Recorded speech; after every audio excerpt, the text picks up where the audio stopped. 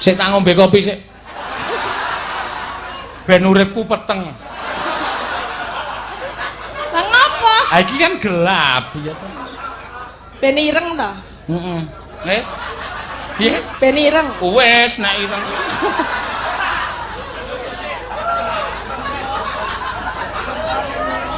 Aku kono kok takon aku ngombe kopi ben ireng. Ha wes.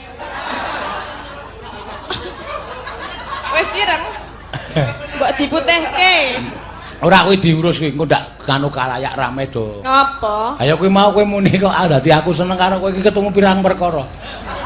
Ya biasa kuwi nek wong elek-elek iki engko suwe-suwe dadi seneng. Ha isa tak takon kak kowe. Apa? Nek upama aku, heeh seneng kowe piye?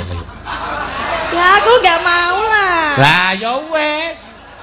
Itu namanya bertepuk sebelah tangan. Ngono lho. Lah saiki piye arep seneng nek bendina dunek-anekke? Dunek-unekke iki ora perkara sengit lho, Tim. Berarti seneng? Ora. Lah. Piye to?